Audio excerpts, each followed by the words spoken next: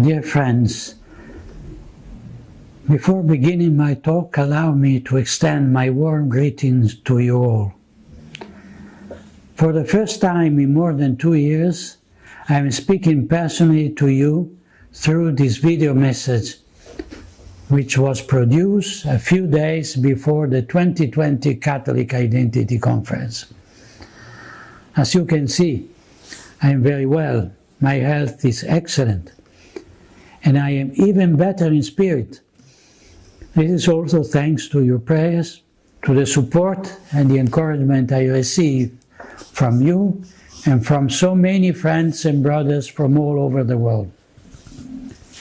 Together we are all united in prayer and in the holy battle which we are called to fight, each on his own respective front, all gather under the mantle of the Most Holy Virgin, the Queen of the Victories, and under the protection of St. Michael the Archangel.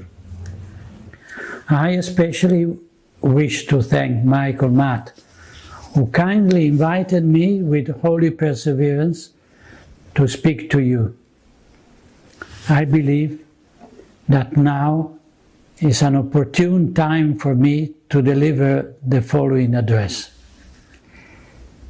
The subject of my talk would be how the revolution of Vatican II serves the new world order.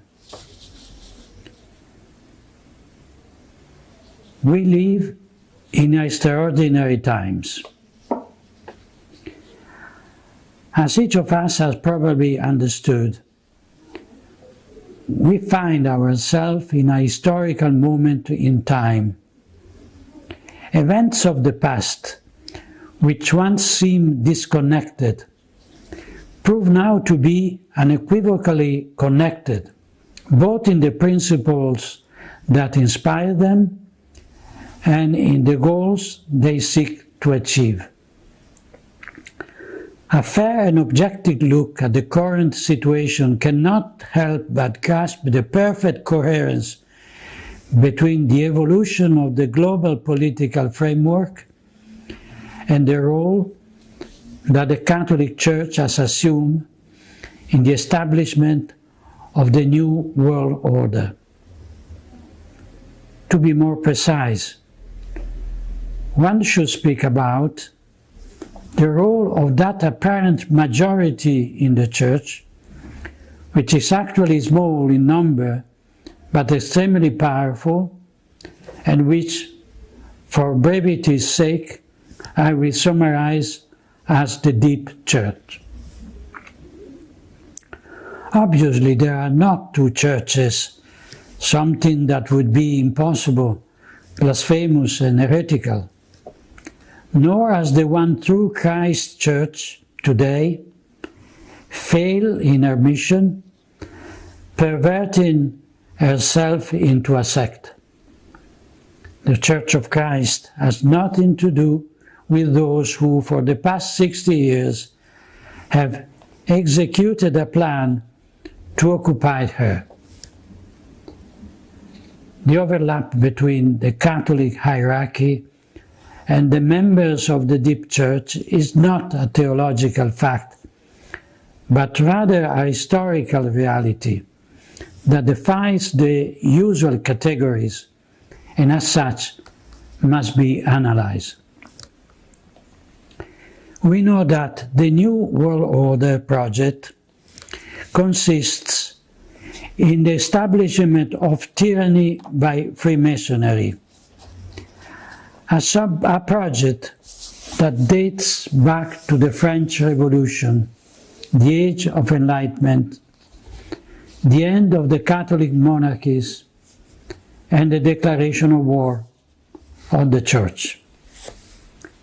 We can say that the New World Order is the antithesis of Christian society.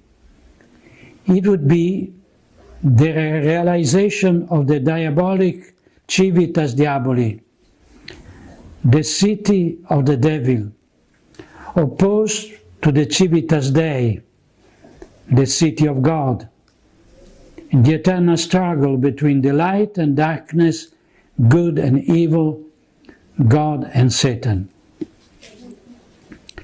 In this struggle, Providence has placed the Church of Christ, and in particular the Supreme Pontiffs, as catechon, that is, the one who opposes the manifestation of the mystery of iniquity. Second letter to Thessalonians. And Sacred Scripture warns us that at the manifestation of the Antichrist, this obstacle, the catechon, will have ceased to exist. It seems quite evident to me that the end of times are now approaching before our eyes, since the mystery of iniquity has spread throughout the world with the disappearance of the courageous opposition of the catechon. Let us not make the mistake of presenting the current events as normal, judging what happened with the legal, canonical, and sociological parameters that such normality would presuppose.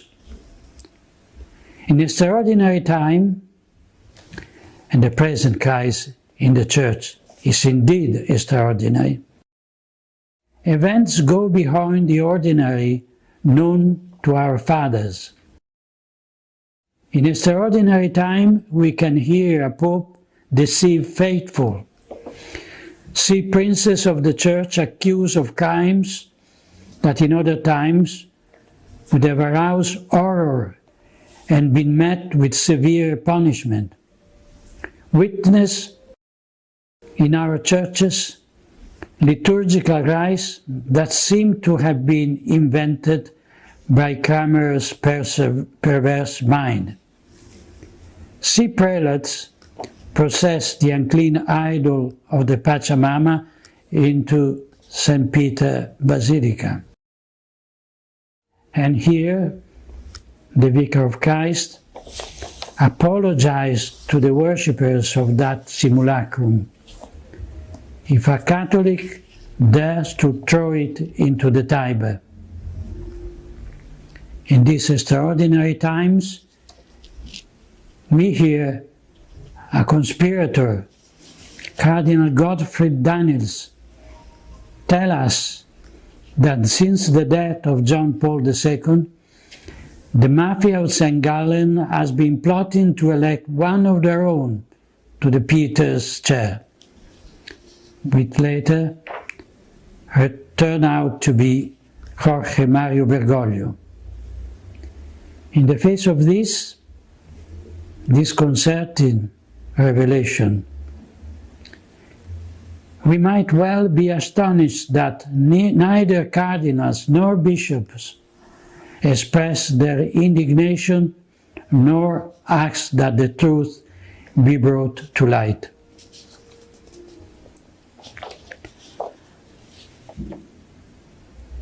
I will talk now about the eclipse of the true church. For 60 years, we have witnessed the eclipse of the true church by an anti-church that has progressively appropriated her name, occupied the Roman Curia and her dicasteries, dioceses and parishes, seminaries and universities, convents and monasteries. The anti-church has usurped her authority, and its ministers wear her sacred garment. It uses her prestige and power to appropriate her treasure, assets and finances. Just as happened in nature, this eclipse does not take place all at once. It passed from light to darkness when a celestial body inserts itself between the sun and us. This is a relatively slow but inexorable process in which the moon of the anti-church follows its orbit until it overlaps the sun, generating a cone or shadow that projects over the earth. We now find ourselves in this doctrinal, moral, liturgical, and disciplinary cone or shadow. It is not yet the total eclipse that we'll see at the end of time, under the reign of the Antichrist, but it's a partial eclipse, which let us see the luminous crown of the sun encircling the black disk of the moon. The process that led to the today eclipse of the Church began with the modernism, without a doubt. The anti-church followed its orbit despite the solemn condemnations of the magisterium, which in that phase shone with the splendor of truth. But with the Second Vatican Council, the darkness of this spurious entity came over the Church. Initially it obscured only a small part, but darkness gradually increased. Whoever then pointed to the sun, deducing that the moon would certainly obscure it, was accused of being a prophet of doom, with those forms of fanaticism and intemperance that arise from the ignorance and prejudice. The case of Archbishop Marcel Lefebvre and a few other prelates confirms, on one hand, the far-sightedness of these shepherds, and, on the other hand, the disjointed reaction of their adversaries, who out of fear of losing power, using all their authority to deny the evidence and kept hidden their own true intention. To continue the analogy, we can say that in the sky of the faith, an eclipse is a rare and extraordinary phenomenon. But to deny that during the eclipse darkness spreads, just because this does not happen under ordinary conditions, is not a sign of faith in the effectibility of the Church, but rather an obstinate denial of the evidence or bad faith. The Holy Church, according to Christ's promises, will never be overwhelmed by the gates of hell, but does not mean that she will not be, or is not already, overshadowed by her infernal forgery, the anti-church. That moon, not by chance, we see under the feet of a woman in the book of the Revelation. I quote, "A great sign appeared in heaven, a woman clothed with the sun, with the moon under her feet, and on her head a crown of 12 stars." The moon is under the feet of the woman, with above all mutability, above all earthly corruption, above the law of fate and the kingdom of the spirit of this world. And this is because that woman, who is at once the image of Mary most holy and of the Church, is amicta sole, clothed with the Son of the righteousness that is Christ, exempted from all demonic power, as she takes part in the mystery of the immutability of Christ, as St. Ambrose wrote. She remained unbruised, if not in her militant kingdom, certainly in the suffering one and the purgatory, and in the triumphant ones in paradise. St. Jerome, commenting on the words of Scripture, reminds us that the gates of hell are sins and vices, especially the teaching of heretics. We know, therefore, that even the synthesis of all heresies represented by modernism and its updated conciliar versions can never definitively obscure the splendor of the bride of Christ, but only for a brief period of the eclipse, that Providence, in His infinite wisdom, has allowed to draw from it a greater good.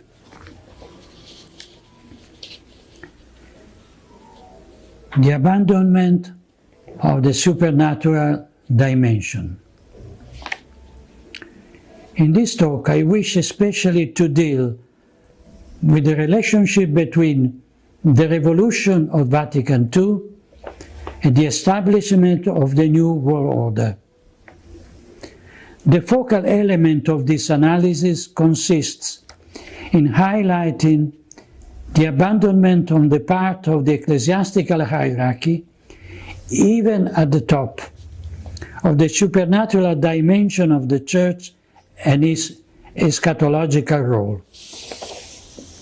With the Council, the innovators erased the divine origin of the Church from their theological horizon, creating an entity of human origin similar to a philanthropic organization.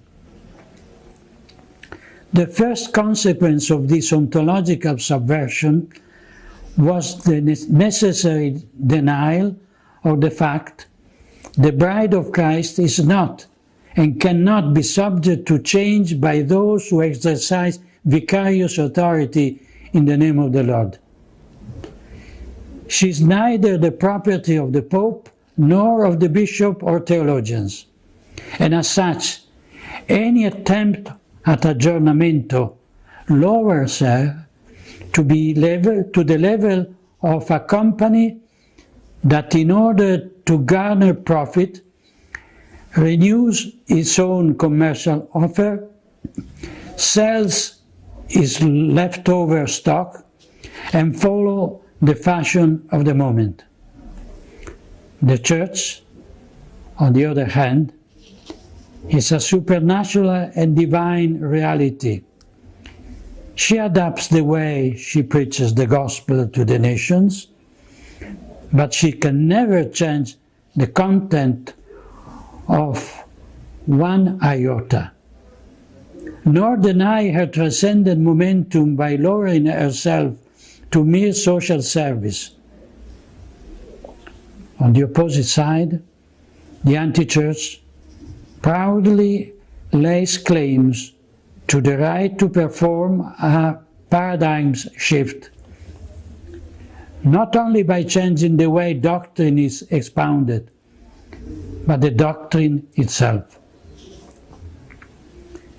Insisting on what the magisterium teaches is useless. The innovator's brazen claim to have the right to change the faith stubbornly following the modernist approach. The Council's first error consists mainly in the lack of the transcendent perspective, the result of a spiritual crisis that was already latent, and the attempt to establish paradise on earth with a sterile human horizon. In line with this approach, Fratelli Tutti sees the fulfillment of an earthly utopia and social redemption in human brotherhood, pax ecumenica between religions, and welcoming migrants.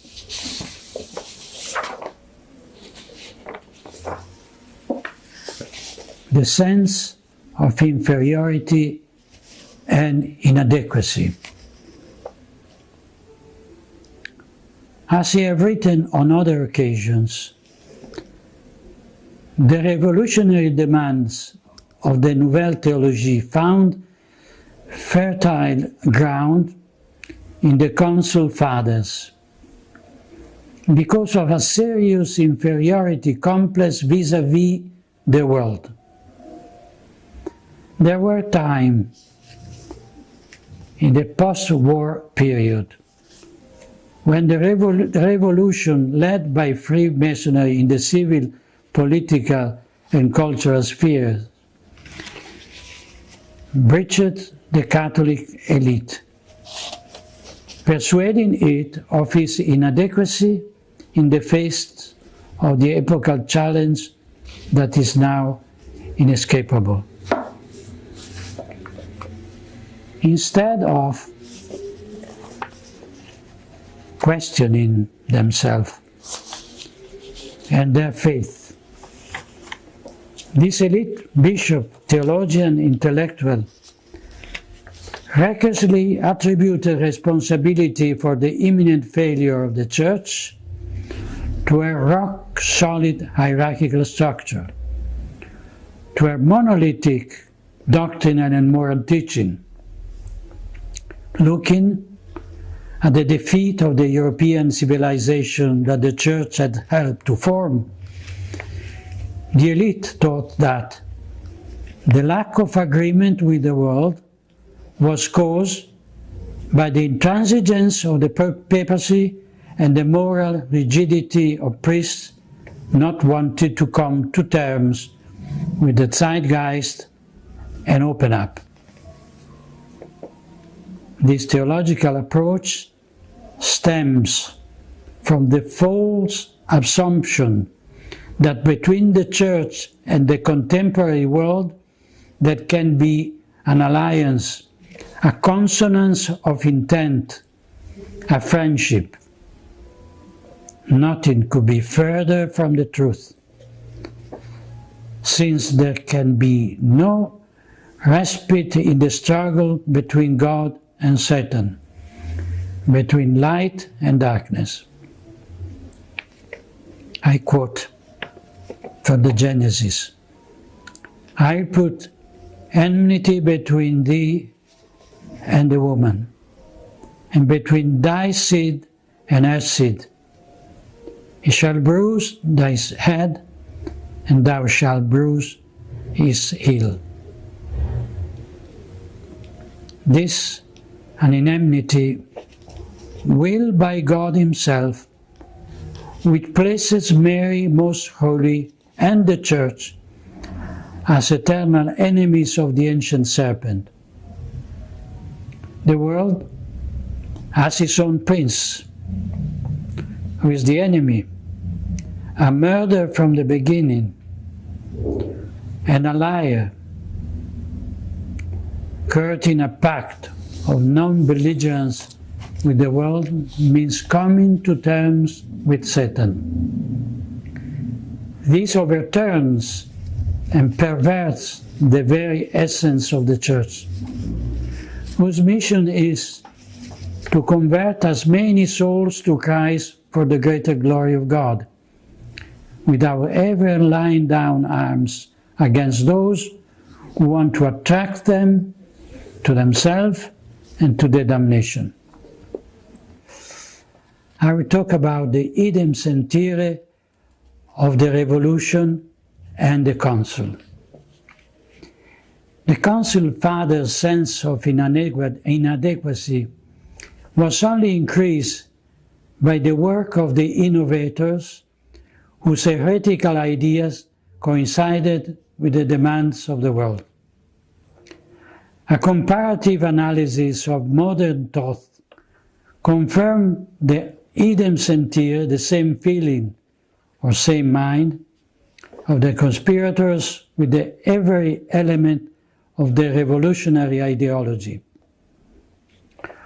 When this anti-church is fully established in the total eclipse of the Catholic Church, the authority of its leaders, of the anti-church, will depend on the degree of the subjugation to the new world order, which will not tolerate any divergence from its own creed, and will ruthlessly apply that dogmatism, fanaticism, and fundamentalism that many prelates and self-styled intellectuals criticize in those who remain faithful to the magisterium today.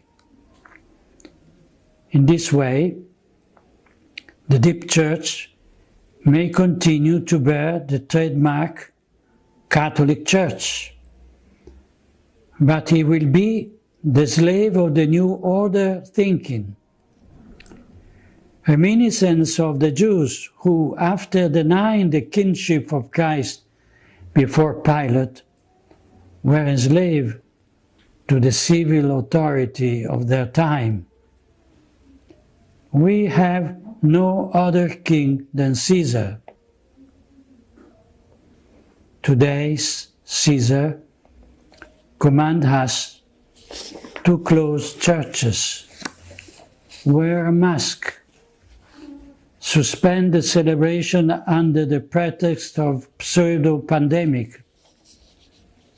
The communist regime persecutes the Chinese Catholics, and the world hears nothing but silence from Rome.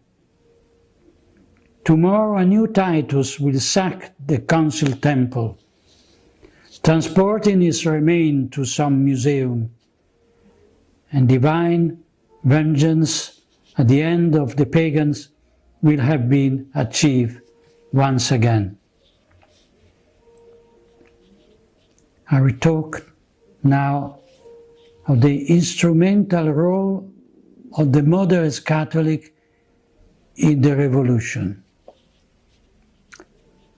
Some might say that the Council Fathers and Popes who presided over that assembly did not realize the implication that their approval of the Vatican II documents would have for the future of the Church.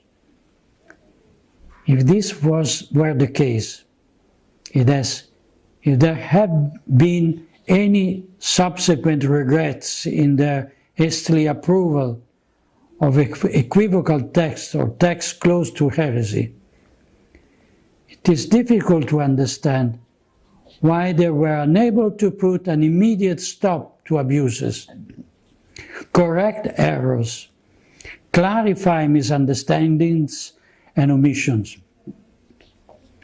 And above all, it is incomprehensible why the ecclesiastical authority has been so ruthless against those who defended the Catholic truth, and at the same time was terribly accommodating to rebels and heretics. In any case, the responsibility for the conciliar Christ must be laid at the feet of the authority, which even amid 1,000 appeals to collegiality and pastoralism, has jealously guarded his prerogatives, exercising them only in one direction, that is, against the Pusillus Grex, the little flock, and never against the enemies of God and the Church. The very rare exceptions when a heretic theologian or revolutionary religious has been censored by the Holy Office only offer tragic confirmation of a rule that has been enforced for decades, not to mention that many of them in recent times have been rehabilitated without any abjuration of their errors, and even promoted to institutional positions in the Roman Curia or pontifical ateneums. This is the reality that emerges from what I have described above. However, we know that, in addition to the progressive wing of the Council and the traditional Catholic wing, there is a part of the episcopate, the clergy and the people, that attempts to keep equal distance from what it considers two extremes. I'm talking about the so-called conservatives, that is, a centristic part of the ecclesiastical body that ends up carrying water for the revolutionaries, because while rejecting their excesses, it shares the same principles. The error of the conservatives lies in giving a negative connotation to the traditionalism and in placing it on the opposite side of progressivism. The aurea mediocritas, via media, consist in arbitrarily placing themselves not only between two vices, but between virtues and vice. They are the ones who criticize the excesses of the Pachamama or the most extreme Bergoglio's statements, but who do not tolerate the council being questioned, let alone the intrinsic link between the conciliar cancer and the current metastasis. The correlations between political conservatism and the religious conservatism consists in adopting the center, a synthesis between the right thesis and the left antithesis, according to the Hegelian approach so cherished by moderate supporters of the Council.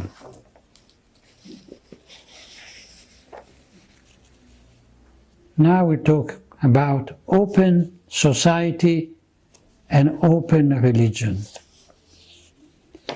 This analysis would hardly be completed without a word on the neo-language so popular in the ecclesiastical sphere.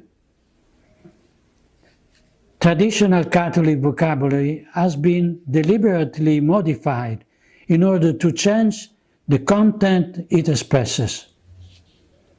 The same has happened in the liturgy and preaching, where the clarity of the Catholic exposition has been replaced by ambiguity and the implicit denial of dogmatic truth. The examples are endless.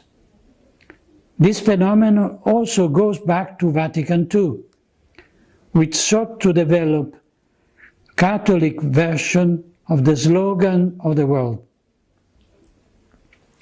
Nevertheless, I would like to emphasize that all those expressions that are borrowed from secularistic lexicon are also part of the new language.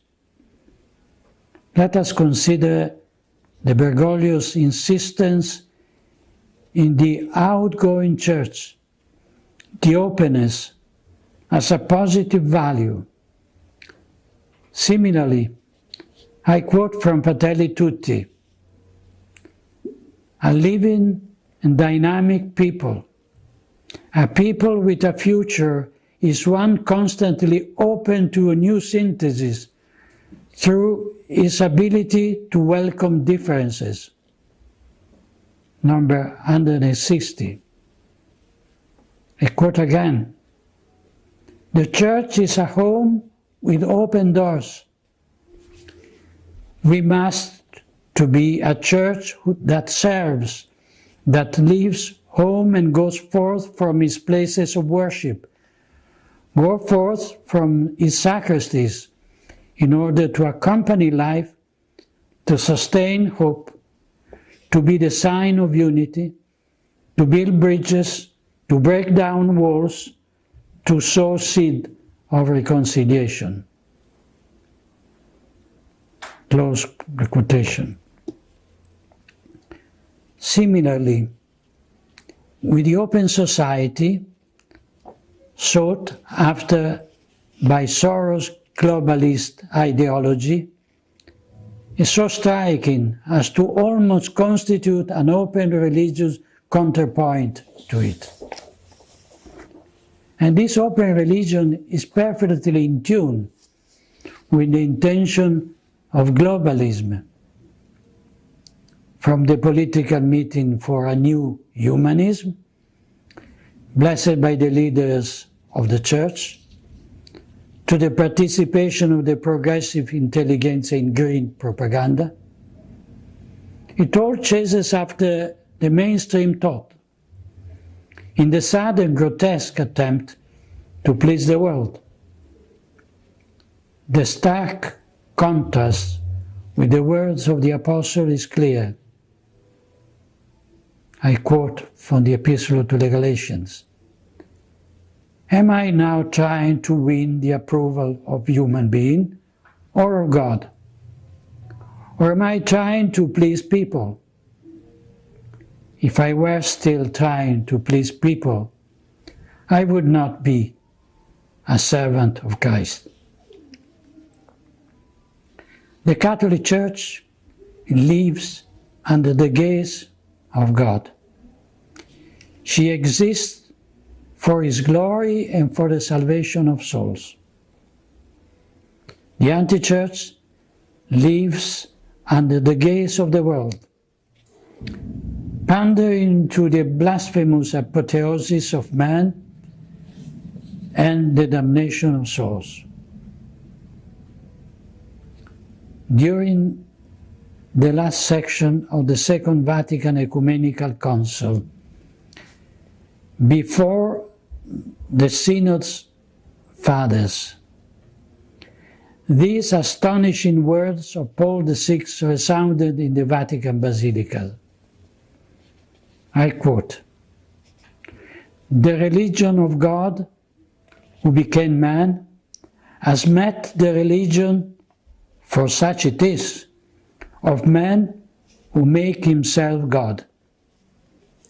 And what happened? Was there a clash, a battle, a condemnation? There could have been, but there was none. The old story of the Samaritan has been the model of the spirituality of the council.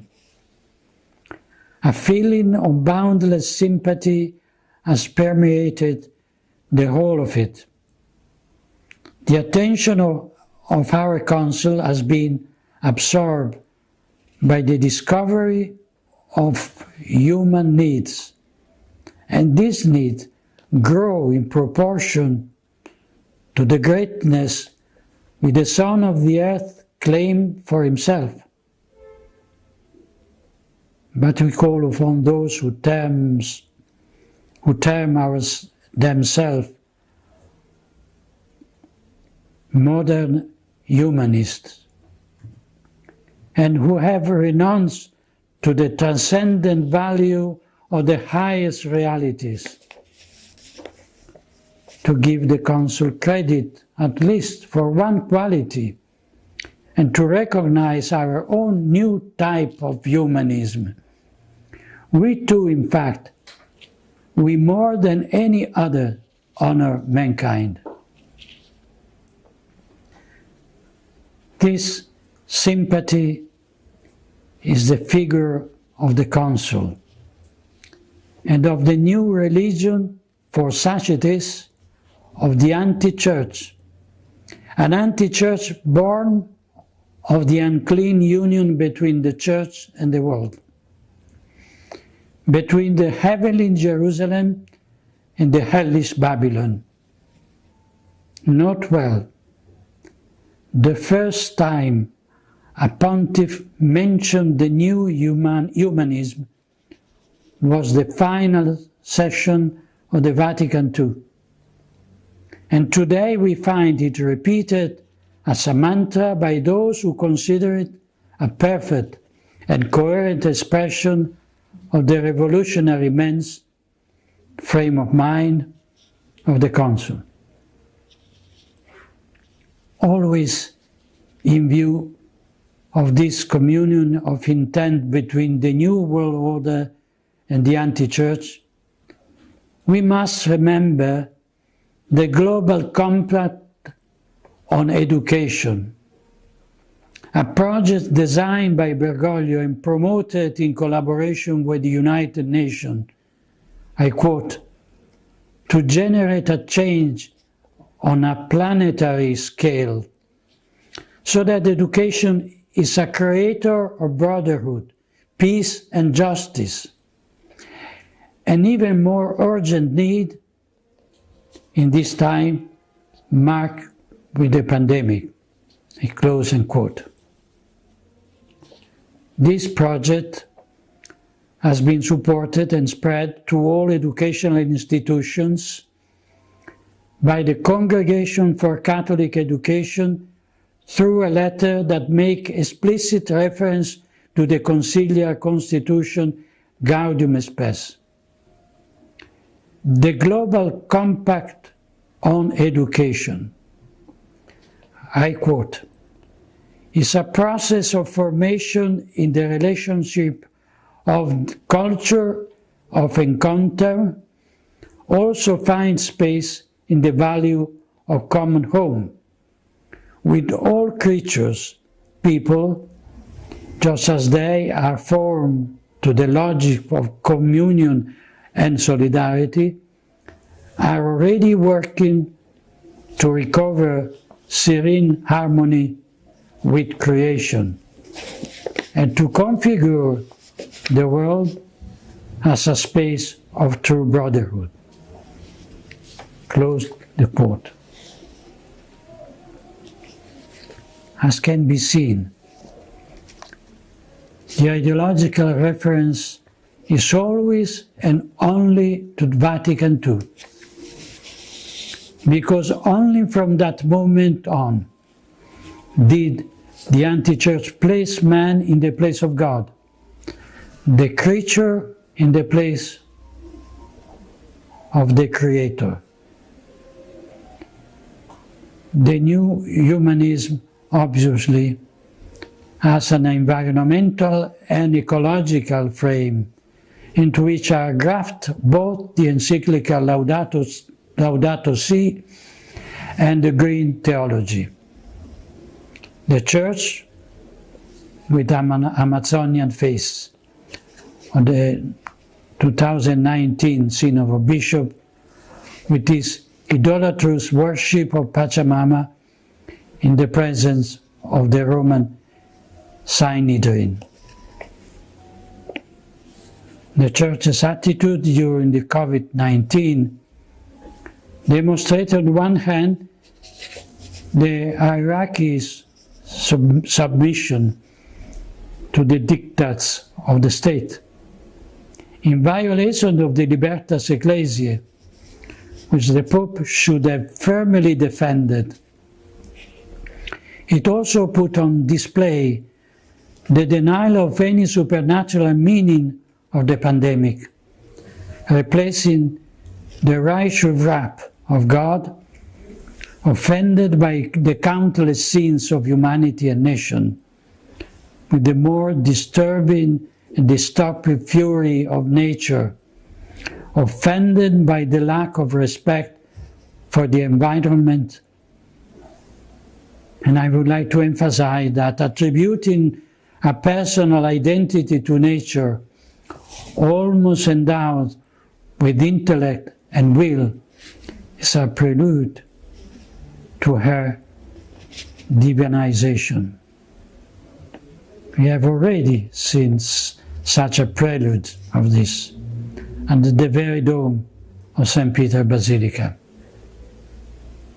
The bottom line of this conformity on the part of the anti-church with the dominant ideology of the modern world establishes a real cooperation with powerful representatives of the deep state, starting with those working toward a sustainable economy, involving Jorge Mario Bergoglio, Bill Gates, Jeffrey Sachs, John Elkann, to mention a few.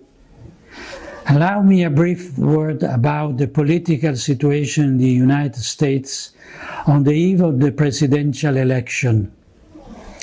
Fratelli Tutti seems to be a form of Vatican endorsement of the Democratic candidate in clear opposition to Donald Trump, and a few days after Francis refused to grant an audience to Secretary of State Mike Pompeo in Rome. This confirms which side the children of light are on and who the children of darkness are. I'm talking now about the ideological foundation of brotherhood. The theme of brotherhood, an obsession for Bergoglio, finds itself first formulation in Nostra Aetate and Dignitatis Humanae. The latest encyclical, Fratelli Tutti, is the manifesto of this Masonic vision in which the cry Liberté, Égalité, Fraternité replaced the gospel for the sake of a unity among men that leaves out God. Note that the document on human fraternity for world peace and living together, signed in Abu Dhabi on February 4, 2019, was proudly defended by Bergoglio with this word, I quote, "From the Catholic point of view, the document did not go 1 millimeter beyond the Second Vatican Council." I close the quote. Cardinal Miguel Ayuso Guizot, President of the Pontifical Council for Interreligious Dialogue, comments in the Civiltà Cattolica, I quote, "The Catholic Church's commitment to interreligious dialogue, which opens the way to peace and fraternity, is part of her religious mission and at its roots in the Council event." I close the quote. Once again, the Council of Vatican II confirms that it is at the origin of Bergoglian metastasis. The fil rouge, the common thread that unites the Council with the cult of the Pachamama, also passed through Assisi, and speaking of the anti-church, Archbishop Fulton Sheen describes the Antichrist, I quote, "Since his religion will be brotherhood without paternity of God, he will deceive even the elect." Close the quote.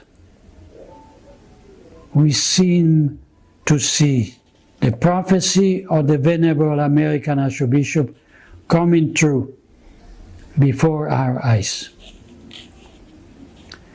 It is not surprised that the infamous Grand Lodge of Spain, after having warmly congratulated his paladin raised to the throne, once again paid homage to Bergoglio with these words, I quote, Pope Francis' latest encyclical shows how far the present Catholic Church is from its previous positions.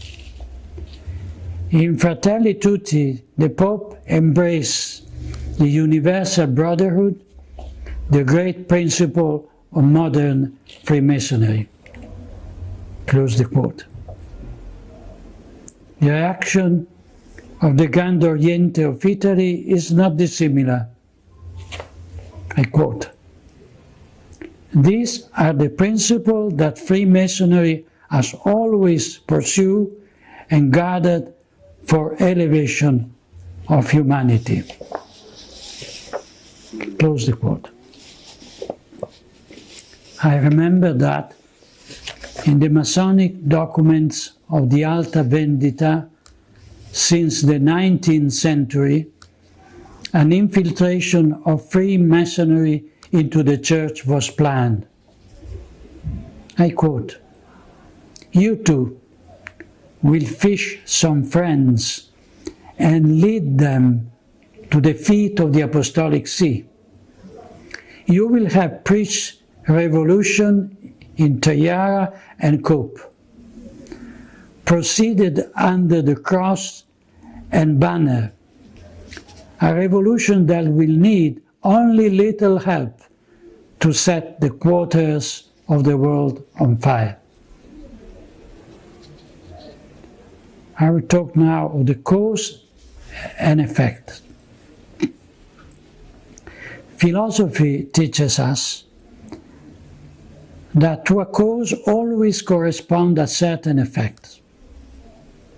We have seen that the action carried out during Vatican II have had the desired effect, giving concrete form to that anthropological turning point which today has led to the apostasy of the anti-church and the eclipse of the true Church of Christ.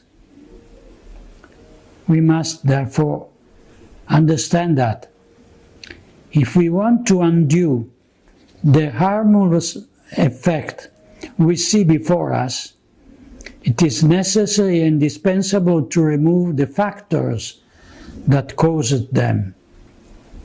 If this is our goal, it is clear that accepting or even partially accepting those revolutionary principles would make our effort useless and counterproductive. We must therefore be clear about the objectives to be achieved, ordering our action to the goals. But we must all be aware that in this work of restoration, no exception to the principle are possible, precisely because failure to share them would prevent any chance of success. Therefore, let us put aside once and for all the vain distinction concerning the presumed goodness of the Council, the betrayal of the will of the Synod Fathers, the letter and spirit of Vatican II, the magisterial weight or lack of thereof of its act, and the hermeneutic of continuity versus that of rupture. The anti-church has used the label ecumenical council to give authority and legal force to its revolutionary agenda, just as Bergoglio calls his political manifesto of allegiance to the New World Order an encyclical letter. The cunning of the enemy has isolated the healthy part of the Church, turning between having to recognize the subversive nature of the Council document, thus having to exclude them from magisterial corpus, and having to deny reality by declaring them politically orthodox in order to safeguard the infallibility of the magisterium. The dubia represented an humiliation of the princes of the church, but without untying the doctrinal knots brought to the attention of the Roman pontiffs. Bergoglio does not respond, precisely because he does not want to deny or confirm the implied errors, thus exposing himself to the risk of being declared heretic and losing the papacy. This is the same method used with the council, where ambiguity and the use of imprecise terminology prevent the condemnation of the error that has been implied. But the jurist knows very well that, in addition to the blatant violation of the law, one can also commit a crime by circumventing it, using it for evil purposes. Contra legem fit, quod infraudem legit fit. The Latin will say, what circumvents the law is against it. To conclude, the only way to win this battle is to go back to doing what the Church has always done, and to stop doing what the anti-Church asks of us today, that which the true Church has always condemned. Let us put our Lord Jesus Christ, King and High Priest, back at the center of the life of the Church, and above that, at the center of the life of our communities, of our families, of ourselves. Let us restore the crown to Our Lady Mary, Most Holy, Queen and Mother of the Church. Let us return to celebrate the traditional Holy Liturgy worthily, and to pray with the words of the saints, not with the rambling of the modernists and heretics. Let us begin again to savor the writings of the fathers of the Church and the mystics, and to throw into the fire the works imbued with modernism and immanent sentimentalism. Let us support with prayers and material help the good priests who remain faithful to the true faith, and withdraw all support from those who have come to terms with the world of his lies. And above all, I ask you in the name of God, let us abandon that sense of inferiority that our adversaries have accustomed us to accept. In the Lord's war, they do not humiliate us. We certainly deserve every humiliation for our sins. No, they humiliate the majesty of God and the bride of the Immaculate Lamb. The truth that we embrace does not come from us, but from God. To let truth be denied, or to accept that it must justify itself before the heresies and errors of the anti-Church, is not an act of humility, but of cowardice and pusillanimity. Let us be inspired by the example of the holy Maccabees martyrs before a new Antiochus, who ask us to sacrifice to idols and to abandon the true God. Let us respond with their words, praying to the Lord. So now, O Sovereign of the heavens, send a good angel to spread terror and trembling before us. By the might of your arm, may the blasphemers who come against your holy people be struck down. Let me conclude my talk today with a personal memory.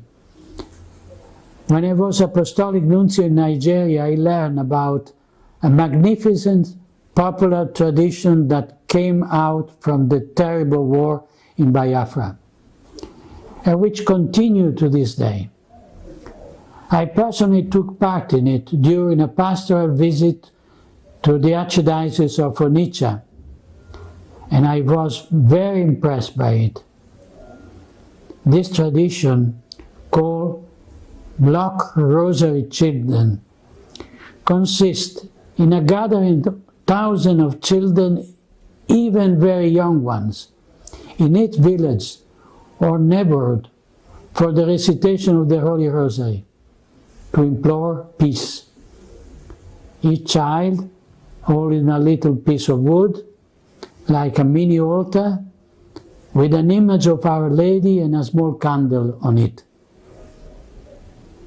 In the day leading up to November 3rd, I invite everyone to join in a Rosary Crusade, a sort of siege of Jericho, not with 7 trumpets made of ram's horns sounded by priests, but with the Hail Marys of the little ones and the innocents to bring down the walls of the deep state and of the deep church.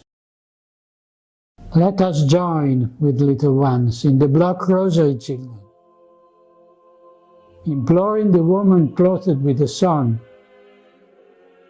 that the reign of Our Lady and Mother may be restored, and the eclipse that afflicts us shortened. May God bless this holy intention.